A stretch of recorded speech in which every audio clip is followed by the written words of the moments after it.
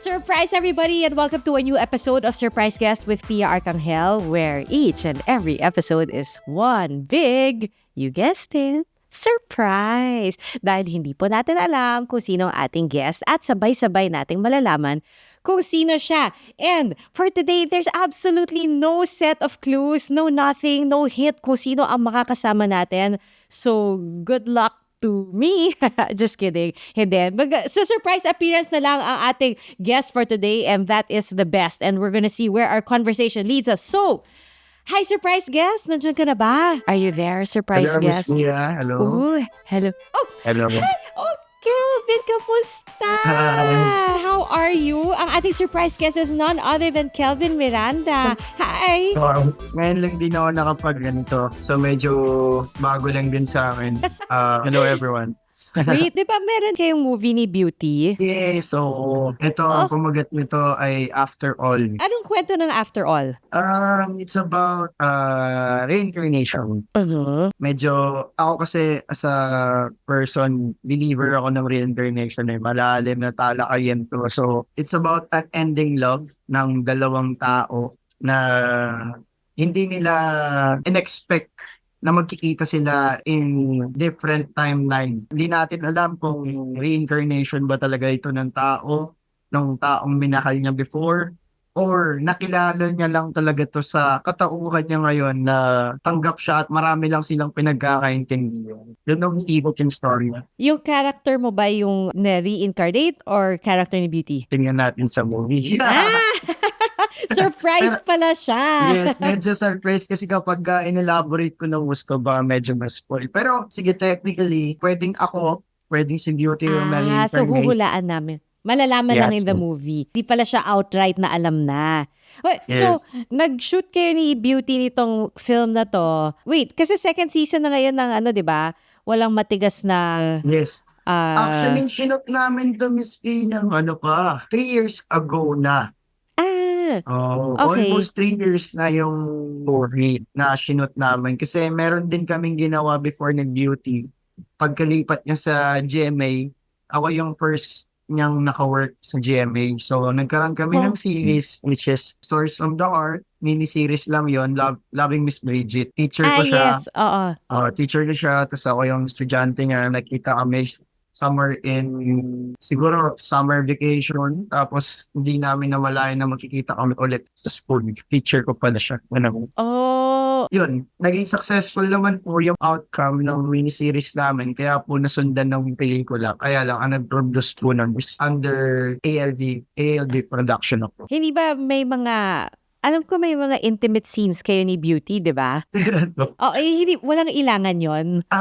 Since meron kaming pinanggalingan na Loving Miss Bridget, syempre na-develop na yung confidence and yung trust namin sa isa't isa. More on, siguro ang consciousness ko lang is kung paano ko siya protektahan sa mga ginagawa namin para hindi siya maging mukhang kabastos-bastos, mas magmukhang romantic, yun na lang. Pero yung before, sa Loving Miss Bridget, sobrang nanginginig ako and actually hindi ko alam kung ano gagawin ko kaya lumapit ako kay Direk Adolf and then syempre kay Beauty rin and then tinulungan naman nila ako, ginaid naman nila ako sa pwede kong gawin.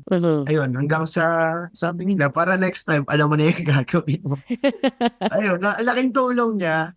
Kaya pagdating dito sa pelikula namin, I enjoyed doing love scene kasi parang, may bago ako natutunan, try ko siya i-apply, ganyan. Mas more on doon ako nag-enjoy na parang, ito yung learnings ko parang nakikita ko yung progress. Malaking bagay din siguro na magkakilala na kayo, no? Tsaka magkaibigan kayo. Sobra.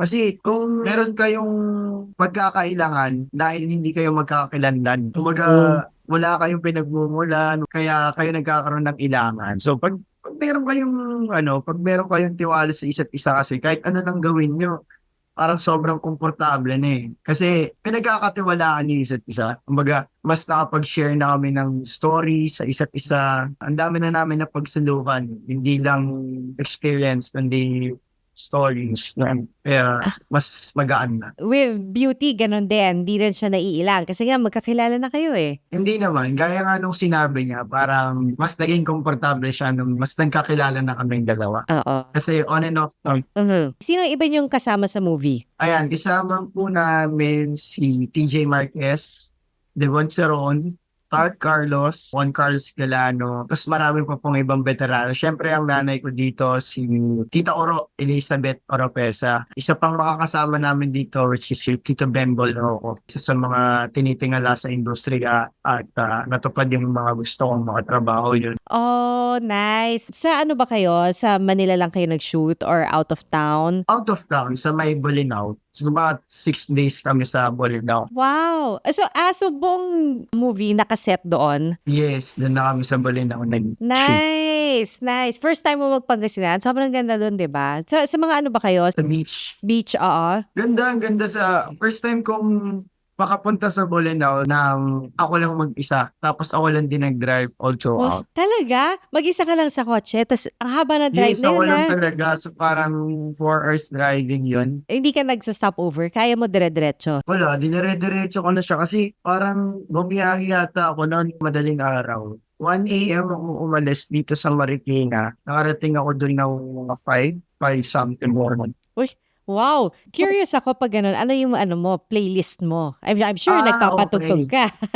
Yes, of course. Wala, Pampagising. depende. Iba-iba. Parang kasi ako, mahilig ako sa mga lumang musika yun. Siguro, nung time na yun, in-internalize ko si Joseph kasi medyo old soul siya eh. Parang mahilig din ako sa mga ganung music. Kaya nakaka-relate ako. Parang mas maintindihan ko siya. Nag-play ako nung time na yun para di ako antukin. Hindi siya 90s eh. Parang late 80s siya. So, parang Maxwell R&B. Para mas romantic. Kinakabahan ako kasi nung sinasabi mo, nagpapatugtog ka ng lumang music. Baka kasi yung lumang music mo, music ko nung nasa high school pa ako. Di naman, Okay. di naman. Okay. Naman, ayun, R&B, si Maxwell, tapos, Mga Alicia Keys, hindi naman ganon. Hindi naman, hindi Okay. ako fan talaga ng love songs before. Ah. Pero dahil sa trabaho ko as an actor, in-explore ko na din siya even to Oo. OPM. Recently lang din ako nakinig more on foreign artists at saka lumala talaga as in mga ska, Mhm. Okay. jazz, and punk rap. Ayan. Although, Kelvin, muntik na hindi kita makilala with your bangs. Parang bagong yes gupit po. ka ba? Actually, humaba na siya dahil pinakahaba ko na rin para sa Rory kasi medyo nabago yung aking perspective nung nakita ko na yung costume. Wait, role for Encantadia or may Yes, for Okay. Encantadia, for Sangre, may Ah. Adamus. iba yung buhok mo doon, mas mahaba? Ang prefer ko before, sana, crop, Ah. tapos medyo mohawk. Hindi ko kasi alam kung anong tawag sa gupit ko kasi ako lang yung nag-style. Nagsabi sa barbera kung ano yung gagawin. So, ngayon, nagpapahaba ako ulit kasi parang mas babagay kay Adamus na mas mahaba yung buhok niya. Oh, Kasi okay. hindi rin parang hindi rin ma-highlight yung buhok dahil sa, ayoko sabihin baka ma-spoil. Ay, okay. Mamaya. Alam mo, muntik kitang hindi makilala dahil sa bangs mo, di ba? Kasi lagi pag Yes. nakikita kita sa TV, parang either naka-brush up or medyo mahaba-haba yung buhok mo. Alam mo kung paano Yes. kita nakilala? Saan? I mean, paano ko na sure na ikaw Paano? yan? Dahil sa hikaw. Talaga, wow. Yes. Oo. Oo, naalala ko kasi yung hikaw mo. Tsaka pag nag-i-interview, yung sa mga Chika Minute interviews, nakikita ko yung hikaw mo. Tapos lagi ko napapansin. Kasi hindi lahat ng lalaki binabagayan ng hikaw eh. Pero ikaw, So, bagay naman siya. Or, yes, bagay. Kaya ako naalala kasi bagay sa'yo. salamat, Ismo. Matagal ka na bang may hikaw? Siguro, first year high school, pero pag pumapasok ako, tinatanggal ko siya kasi bawal sa school. So, pag na-BS na ako ng ng casual, hindi naka-uniform, saka ako kinakabit ng tab. Alam mo, wait, nagtataka rin ako kung bakit tumatak sa akin yung hika mo. Aside from the fact na bagay kasi sa'yo, bakit nga ba? Parang marami naman kasi ibang artista na may hikaw, pero pag sa'yo, pag ikaw ang ini-interview, napapansin ko yung hikaw mo. So anyway, worked for me. Well, salamat noon po napansin at sa compliment. Oy, pero wait, Kelvin, kasi lagi kitang nakikita on Chika Minute, sa news, napapanood kita. And I still remember, kasi it was pandemic nung nag-umpisa yung ano, 'di ba, yung The Lost Recipe. The Tama ba? Lost Recipe. Oo, Yes, pandemic yon. 2020. Oo, so, Matatapos yung 2020 tapos lock-in lang. ah, Wala pang ayusan. So, sobrang higpit pa during that time. oo, first show mo ba yon sa GMA? Parang debut serye ko siya. So, hindi siya sa GMA Network pinalabas, hindi sa GTV. parang launching siya ng GTV. Yes, Oo. yun. Sa Kami GTV. yung nag-launch of it. Oh, nice. So, that means 4 years ago na yun. Almost 4 games. Wow, 4 years ago. And ngayon, ikaw ay magiging part ng pinakabagong Encantadia. Yes. So, nag-start na kayo mag-tape. Nag-start na mag-taping sila Bianca, nag-start na rin yung mga Tagalupa, pero yung kaming mga Diwata, wala pa kasi parang ongoing yung pag-build ng Encantadia, yung studio, inaayos para mas maging maganda at talagang mamit ng expectations ng mga nag-aabang talaga. Kasi pinag-aandaan talaga yung studio sobra. Even the costume, may mga konting adjustments pa. Technically, wala pa yung mga Diwata. Nasa Tagalupa pa na. Hopefully, Oh. makapag-start na kami mag-taping. Pero ngayon, training pa lang. Gusto ko yung pagkasabi mo na yung mga Tagalupa, nag-umpisa na silang mag-taping.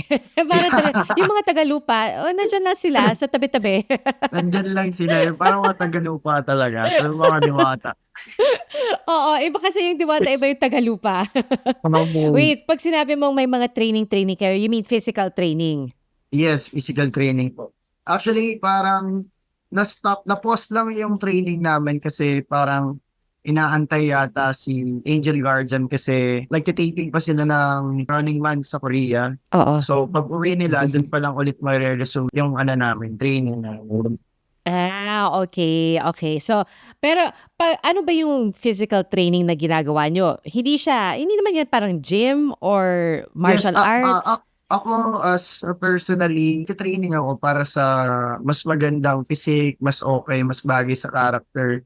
Nag-aandaan ko talaga. Tapos pagdating naman sa combat, tinuturo sa amin is yung stance ng wushu. Siyempre, boxing ako naman, nagbo-box na talaga ako kaya meron gear dito. Pareho So, tayo. Ito, this lang gear yan. Ay, wait, hindi pala ako So, ganyang klaseng boxing. May kasparing ka? Wala naman akong kasparing. nag-sparring din para ma-apply yung mga techniques, pero study spar lang. Yun, Nice. combat sports, focus, tapos kahit pa paano, inuulit-ulit ko yung mga words sa Encantadia. Medyo mahirap siyang kabisaduhin, pero ang goal ko kasi, kaya binabalik-balikan ko siya, hindi ko pa naman siya kinakabisado.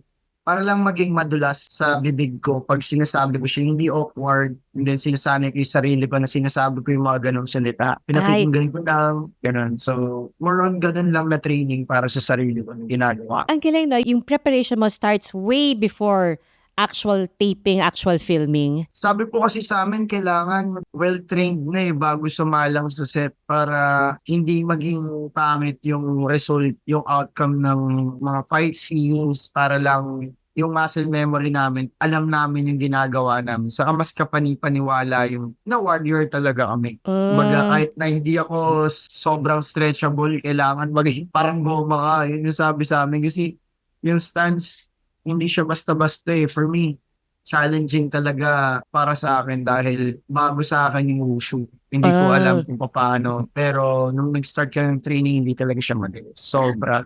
Sakit sa katawan, sakit sa legs, sakit ganun siya. Shucks, nai-imagine ko na talagang intense yung training ninyo. Kasi hindi rin siya normal role, di ba? Yes. Pero, I'm wondering, kapag ikaw ay, kumari, eto, di ba, nag-prepare kayo for Encantadia, meron ka bang iba pang pwedeng i-shoot, ibang pwedeng gawin, iba pang pwedeng pagkabalahan? As long as hindi pa nag-start yung serye, allowed pa naman. Pero kasi para sa akin, kapag nag-start na yung serye mismo, syempre, pupuan yan. And then kailangan focus ka dun sa storya, sa character mo, and sa nangyayari. Ako kasi as an actor, kapag meron akong ginagawa, gusto ko pinaghahandaan ko talaga yon at saka gusto ko binubuhos yung attention ko dun sa proyekto na yon. Para kasi sa akin, isa siyang art. Kumbaga, isang piyesa na naman to na kailangan ko munang tapusin bago ako bumuko ng bago. Pero dito kasi sa atin, ang proseso kasi sa Pilipinas, ang nangyayari, nagkakaroon ng pagkakataon na tumatalon. Oy, may proyekto pumasok sa'yo, sige, tanggapin mo yan kasi trabaho yan ganyan Kailangan trabaho ng trabaho. Pero for me kasi sa akin, nahihirapan ako sa ganun kasi once na nasimulan ko na yung character, ayoko siyang binibitawan ng binibitawan. Kasi parang ang hirap reconstruct, ang hirap mag-develop ng isang parallel world na mas maiintindihan mo para mas maiintindihan ng mga manonood na maging believable, ganun. Ang ganda ng pagkaka-explain mo, no, Kelvin, the way you were explaining it, parang halata na kung anong klaseng actor ka na hindi lang yung basta action tapos okay na. Talagang may preparation. And hindi lang siya one-dimensional preparation na kung ano lang na mag-memorize ka lang. Hindi lang ganoon. Parang buong-buo. And especially dito sa Sangre, hindi mo siya kailangan bitawan lang as if na kabisado mo yung lines. Kasi parang hindi man sa mabigat man sabihin, pero gods of goddesses kayo So, tinitingala kayo, hindi kayo human, hindi kayo basta tao lang na even the stance, kailangan kapani-paniwalang hindi ka normal na tao lang. Pati yung pagsasalita, kung paano mag-isip, kung paano ka mag-react. Iba siya kay Kelvin, iba siya sa mga nagawa ni Kelvin, iba siya sa mga naging project before kasi fantasy So, more exploration, more on, ang dami, as in, ang laki ng nangyayari si Sangre. Sobrang taas ng expectation and hindi siya basta-basta for me. Ang hirap. So, nakaka-pressure and nakaka-excite at the same time kasi challenging. Challenge for me. Kinukwento mo pa lang, na-excite na rin ako kasi kung ganyan yung preparation ninyong lahat, I'm sure sobrang ganda ng kalalabasan niya. Pero balikan ko yung sinabi mo, Kelvin, na once mag-start ang taping mo, dapat nandun na yung focus. So meron ka bang ibang mga ginagawa ngayon right before mag-start ng Encantadia or tinatapos? Stay updated with Nelson Canlas. Nabasted ka na ba? No? Oh, ako with confidence ha. The online source for anything showbiz. Teka muna Ray ha, meron akong sorpresa sa iyo. Hello? Ay! The latest celebrity news. Bago pa kumalat para sa ating mga updaters. 7 months mo kinimkim ito. Bakit ngayon mo lang nailabas? Aga kong biyak. Pakitanong po kung anong reason ng breakup ni Carla. Wow, talagang diretso ha. Ipagpatuloy mo yung prinsipyo na sa gagawin mo, huwag kang manakit, be fair, and be grateful. Updated with Nelson Canlas. Balikan ko yung sinabi mo, Kelvin, na once mag-start ang taping mo, dapat nandun na yung focus. So meron ka bang ibang mga ginagawa ngayon right before mag-start ng Encantadia or tinatapos? Nagkasabay actually ng walang matigas na pulis sa matinik na misis kay Senator Bong at saka kay Beauty. Doon ako galing tapos ang nangyari na lang is since nakuha na yung schedule, nag-compromise na lang yung dalawang production na maging special participation na lang ako sa walang matigas. So parang hindi naman ako pinatay pero nagawa nila ng storya para mabali ng content. Kung sakaling may pagkakataon makabalik, andyan pa rin na bandaw. Wait, paano ka ba nag-umpisa sa industriya? Dati talaga nag-extra lang ako para meron akong extra income, ganun. Lumalakad lang talaga ako. Hindi ko gustong magkaroon ng lines, hindi ko magkagusto ng exposure kasi gusto ko lang talagang kumita ng pera. Ganun lang kasimple. Tapos parang yung ate ko, sinabi niya sa akin na bakit hindi ko subukan kasi may kakilala siyang kaibigan na pwedeng makatulong sa akin, which is yung manager ko pa rin ngayon, si Sir Tyron. Siya pa rin yung manager ko simula nang nag-single ako. Then, so, pinag-audition nila ako ng pinag-audition.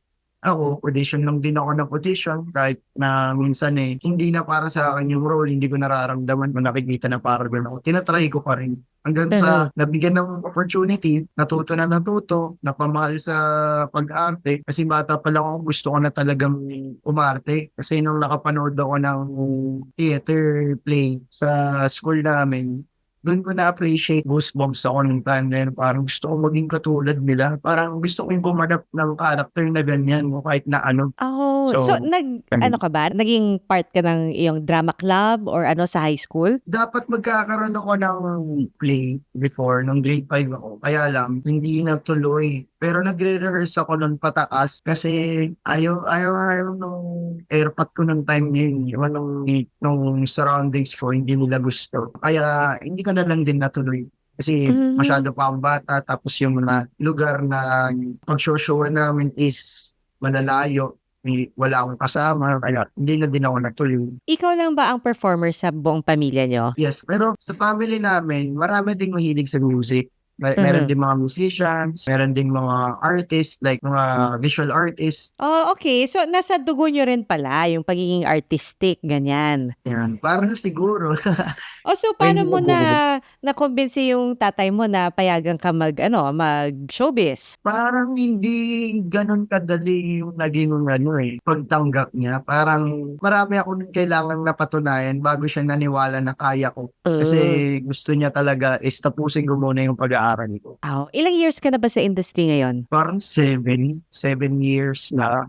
Oh, haba na rin, no? Ang bilis na Parang panahon. Ang bilis ng panahon. Sobra. Diba, ang Dead Kids ba, first movie mo ba yon? Yes, siya po yung debut film ko na talagang nagbukas ng napakaraming pintuan sa akin. Kaya ito, yung master ako sa Dead Kids. Ito po. Ay, yun ba yun? Nasa likod mo? Yes, ito po yung Ay, oo nga, no. Hindi ko nahalata. yung maskara ni Mark Santamaria. Oh. Uy, pero grabe yun. Pero teka, bago ba ng Dead Kids, nag-extra-extra ka na? Nag-extra din po ako nun. Tapos nagkakaroon na rin po ako ng ilang mga exposure nun sa GMA. Pero sa mga news ata po muna ako nag-start sa NAPA. Tapos ang una kong mga naging trabaho ay sa investigador, yung mga reenactment, nagkaroon ng napasa-pasa. Na-try ko namang sumabak sa entertainment. Yung first, ko po, Madrasta po yata yung first entertainment, yung talagang nagkaroon ako ng role po. Tapos yung mga magpakailanman. Ay, ang galing. Pero nakakatuwa na bata ka pa lang, gusto mo nang maging artista. Tapos ngayon, nagagawa mo na yung pinapangarap mo noon. Was it everything na na-imagine mo? Or parang hindi mo akalain na, ay, ang hirap pala nito. Grabe. Para sa akin kasi, ang pagiging artista at saka pag-arte, magkaiba siya. Kasi parang yung artista, napakalaking, parang celebrity. Ang laki ng niya, kumbaga sa pagiging actor. Gusto ko talaga maging actor nung bata pa ako. Kaya na-explore ko yung pag-arte, nag-enjoy ako, napamalo ako sa ginagawa ko. Yung mga nasa investigador ako, kasi talagang na-explore ko, doon ako natuto, kasi yung workshop man na napasukan ko before, yung mga, hindi rin ako sinisipag, so parang natuto na talaga ako sa trabaho na mismo. Na-experience ko na pumunta sa set na hindi ko alam yung gagawin ko, ganyan. Hanggang sa nag-observe lang ako, parang daan-dakan kong na-absorb kung anong meron ako at kung nasan ako. Hanggang sa na-enjoy ko siya, ganito pala. Pero hindi rin siya madali. Ang hirap, sobrang hirap. Kasi napaka malalim na proseso para maka-arte ka.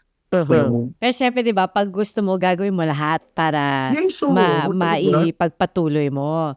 Sa ngayon ba, Kelvin, meron ka pang mga dream project, mga gusto mong gawin? Sana magkaroon ako ng historical film.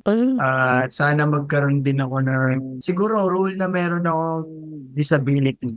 Very challenging siguro yun, no? Yes, so kahit na yan, kahit na physical or mental, gusto ko matry na magkaroon ako ng ganong klaseng project. And situational drama, which is kung ano yung nangyayari sa kung ano meron sa atin ngayon. Gusto ko rin makagawa ng ganong project. Siyempre, action talaga. Action talaga. Gusto ko rin. Oo. Di ba ikaw mahilig ka sa mga motorcycle? Tama ba? Big bike? Yes. Matagal ka na bang nagmamotor? Yes, matagal na rin naman po, pero siguro naman nag-start ako na nahilig sa motor. Bata pa lang talaga. Kasi yung tatay ko nagmumotor talaga siya.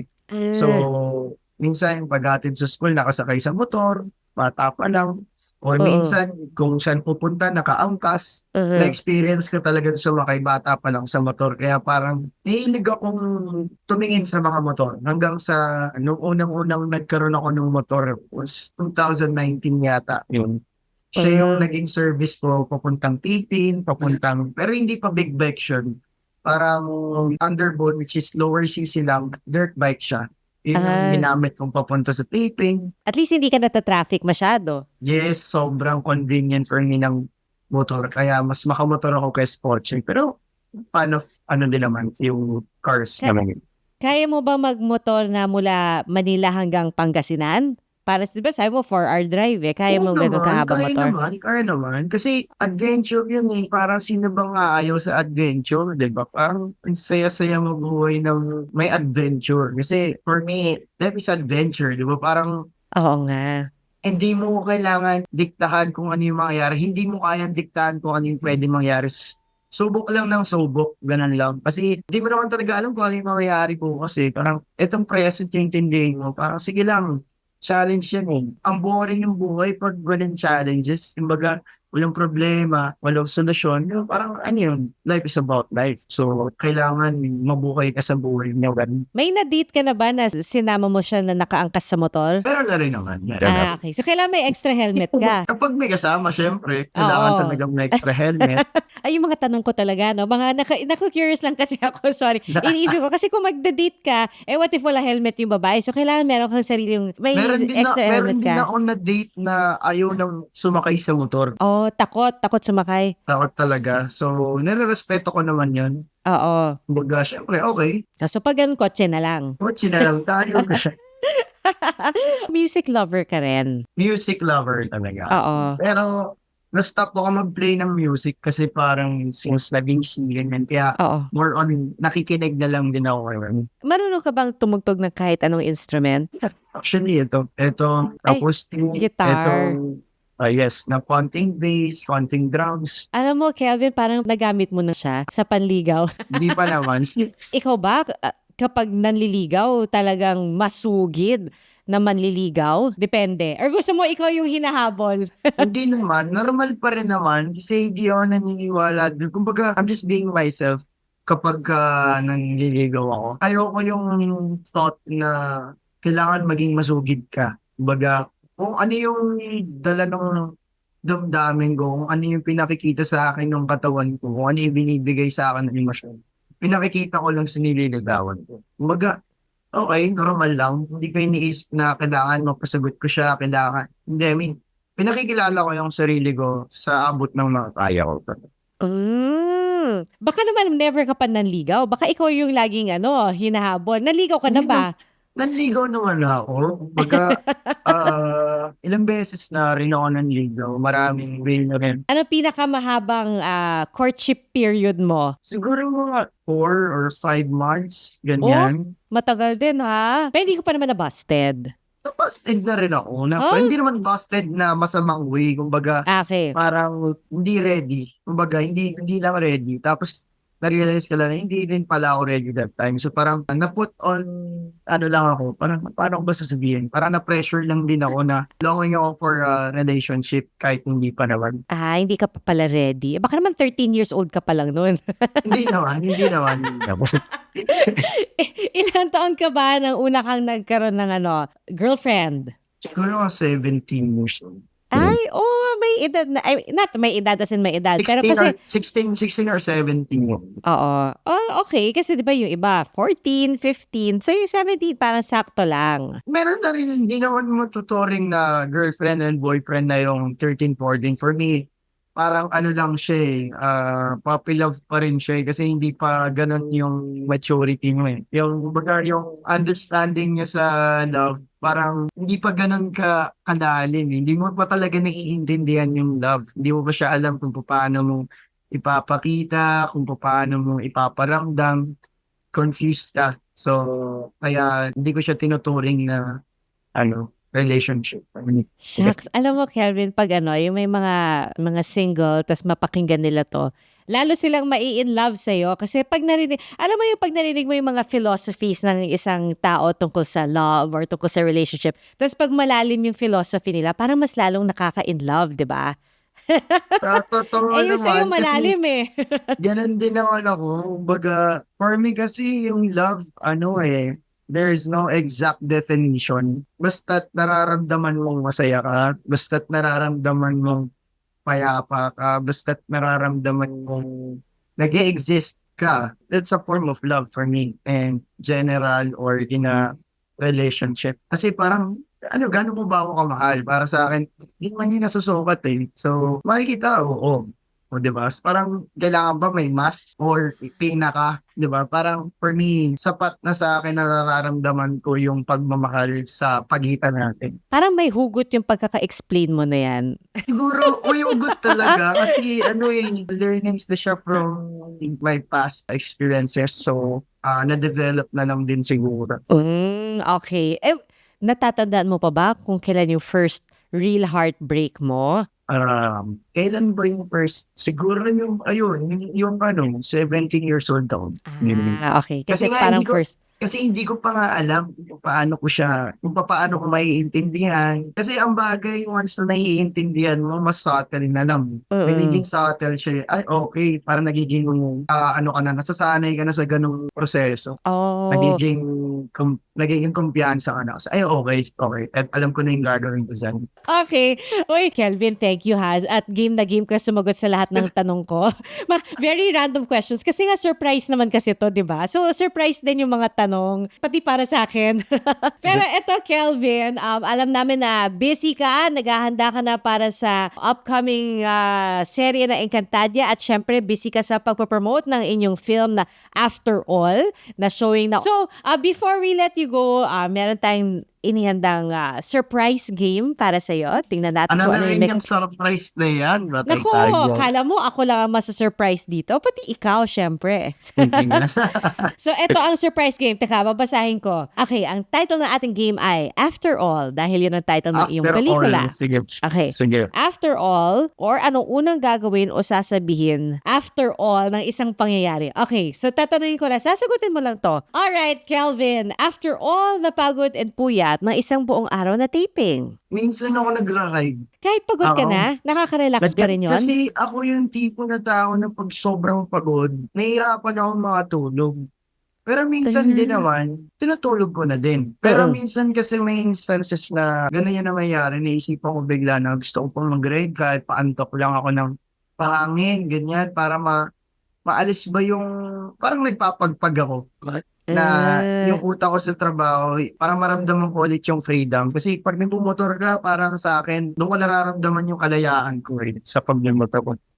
Wow, ang lalim naman nun. Sobra, kasi ganun talaga yung feeling niya eh. Iba yung feeling nun. Iba yung may bibigay niyang gratification sa akin. Like kada revolution ko ng gas, parang nararamdaman ko yung hangin, naamoy ko yung engine. Iba yung feeling na okay, nag-e-exist ako. Parang, yun yung nagpaparamdam sa akin na human ako, na tao ako. Nice. Okay, so baka pag nakita kitang nagmomotor, isipin ko, siguro galing tong taping, pagod. Okay, next question. Anong unang sasabihin mo after all the favorite food na makakain mo? Siyempre masarap, di ba? Makakapagsalita ka pa nun pag busog ka na? Parang siguro ako nun na food coma na ako nun. Matutulala na lang ako sa sobrang busog. And syempre, thank you kasi blessing yun. That's right. Kasi di ba nagdadasal tayo bago kumain, magdadasal din pagkatapos kumain. Actually, yung thought lang na nagpasalamat ka, na kakain ka at nagpasalamat ka pagkatapos mo kumain, that's para sa akin, pasok na siya sa pagdarasal, pagpapasalamat at naalala mo yung Diyos sa simpleng bagay. Uy, napakagandang thought no? Napakasimpleng reminder. Kasi minsan, di ba, pag ang tao abala sa kanilang mga gawain sa buong araw, nakakalimutan nila, tapos sasabihin na wala silang oras magdasal. Pero yung simpleng pasasalamat, very intense prayer na rin yun. Parang even sa sa problem na darating sa'yo. Parang, oy, thank you. May bagong challenge ka. Pero madaling sabihin na nagpapasalamat ka sa problema. Pero magpapasalamat ka rin naman nun pag nakita mo yung solusyon. Oy, salamat, nakita ko yung solusyon. Mas pwede kang ma-stop. Pero hindi mo naman kailangan babaran yung problem kasi problem na yan eh. Dapat hanapin mo na yung solusyon para magpapasalamat ka ulit. Oh, well, speaking of pasasalamat, ang next question natin, sino ang unang pasasalamatan mo after all the recognition sa iyong acting career? Siyempre, unang-una yung Diyos, diba? Yung may kapal na binigyan niya tayo ng lakas ng loob para pumasok sa ganitong klaseng industriya. Siyempre, humarap sa maraming tao. Siya yung unang-una kong pasasalamatan. And kung makatotohanan man, siyempre yung mga taong sumusuporta sa akin. And ano ang unang bibilihin mong reward after all your hard work na something na tingin mo deserve mo? Motor din. Isa pang big bike. Hindi naman. Okay na ako sa motor ko eh. Parang siguro isasave ko na lang yon para sa future na akong sariling bahay. Oh, nice. Very practical, di ba? Kailangan talaga matuto rin tayong Mag-save. Save ko na lang yan. Oo. Nice. Nice. Gratification lang muna para okay. Grabe na makalalim ng mga sagot mo, Kelvin. Akala ko simpleng game na to, pero ang lalim ng mga sagot ni Kelvin. I love it. Okay, eto last question na. Ano ang unang dapat i-expect ng mga manonood ng After All? Siyempre, expect niyo dyan kung paano nga bang nagkatagpo itong dalawang taong pinaghiwalay ng tadhana. Magkikita ba ulit sila at itutuloy nila ang pagmamahalan na meron sa kanilang dalawa, na namamagitan sa kanilang dalawa, o magsisimula na sila ng panibagong pagmamahal sa kanilang buhay. Siguro expect nila na mag-fall in love sila, no? After Yan. all. Yeah. Wait, Kelvin, thank you so much for joining us today. Grabe, parang ang bilis lang ng kwentuhan natin, pero halos isang oras na pala tayo nagkukwentuhan. Thank you so much. Na-enjoy ko ang ating pag-uusap today. Parang feeling ko nakilala kita ng gusto ngayong araw na to, Kelvin. Salamat, Miss Pia. Salamat po. Salamat din po sa chance na magkaroon tayo ng ganitong pagkakataon and ma-promote po din yung movie namin. And kung okay lang sana, bukod sa After All po, meron din po ako mga upcoming movies pa na sana po talagang supportahan at abangan nyo rin. Chances Are You and I, directed by Cathy Camarillo. Poon, directed by Adolf Alex. Siyempre, Mananambal, directed by Adolf Alex. Isama ko rin dyan sina Bianca Umali, Edgar Allan, Jeric Gonzalez, and Martin Escudero. And of course, After All, huwag niyo po kakalimutan. February 28 po yan. Showing na po yan in cinemas nationwide. Yung Sangre po, ayan, patuloy po kaming gumagawa at ginagawa po namin para maihain na po namin sa inyong lahat ang Sangre. So, abangan nyo rin po yan, directed by Mark Reyes. Wow, ang dami naming aabangan sa iyo, Kelvin. Doon sa mga nakikinig sa atin and nakakanood on Spotify video, saan ka namin pwedeng hanapin on social media? Yes, of course. Pwede nyo ako sundan sa aking Instagram. I am Kelvin Miranda. Sa Facebook page ko naman is Kelvin Miranda, na meron pong check. Kung kayo po gusto niyo ng update, sundan nyo lang po ako dyan sa aking mga social media. Maraming salamat po. Thank you, Kelvin! This surprise was planned by the team of Nikki Del Mundo and Aubrey De Los Reyes, edited by Shirley Paghiligan with the amazing people of GMA Integrated News. Don't forget to like and subscribe. Till the next surprise!